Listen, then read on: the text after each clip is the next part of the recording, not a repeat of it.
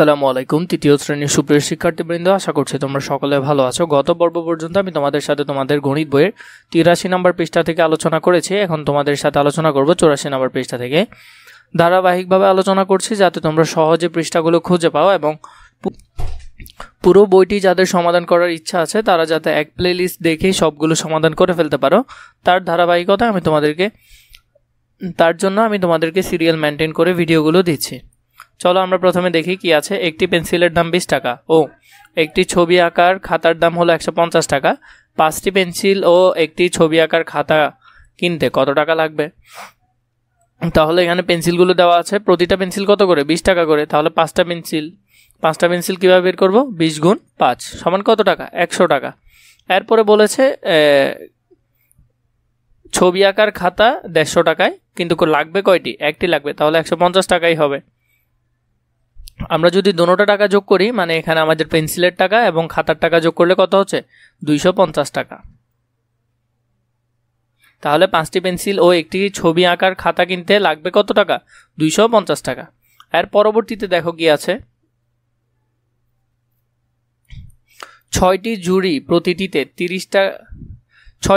প্রতিটিতে 30টি করে আম আছে। অন্য একটি ঝুড়িতে 37টি আম আছে। 60টি ঝুড়িতে মোট কতটি আম আছে? তাহলে 6টি ঝুড়িতে মোট আম আছে কত? প্রতি ঝুড়িতে আম আছে 30টা করে, তাহলে 30 গুণ 6 মোট কয়টি? 180টি। গুণ করলে কত হবে? 180টি। এরপর দেখো এখানে হলো যে 6টা ঝুড়িতে আছে 180টা, আবার এদিকে আরেকটা ঝুড়িতে আম আছে কয়টা? 37টা।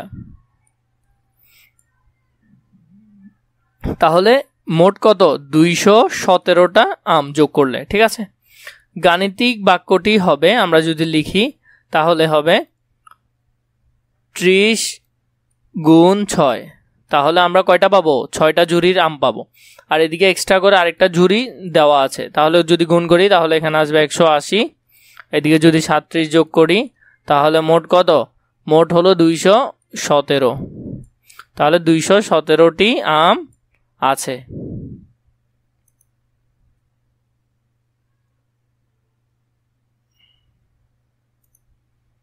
এরপর দেখো, রহিম সাহেব 185 টাকা দরে 4টি তরমুজ কিনে দোকানদারকে 750 টাকা দিলেন। দোকানদার তাকে কত টাকা ফেরত দিবেন? প্রতিটা তরমুজ কত করে? 185 টাকা করে। কিনলেন কয়টা? 4টা।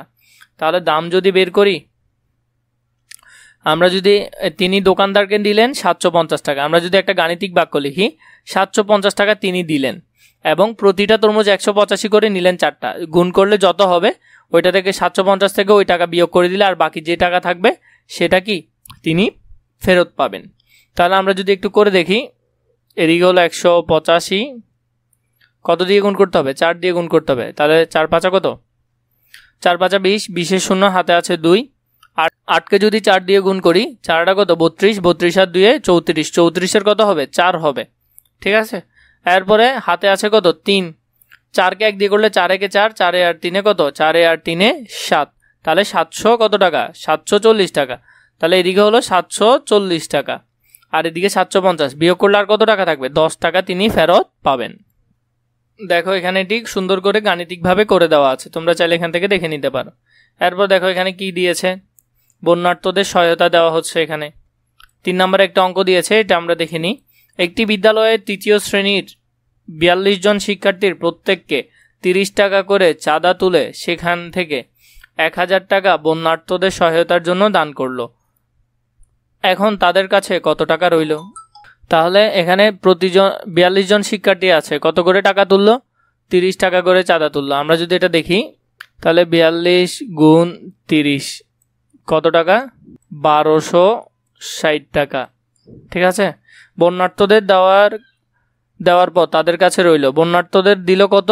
1260 টাকা থেকে 1000 টাকা দিল, তাই না? 1000 টাকা দিলে আর কত? 260 টাকা থাকবে ওদের কাছে।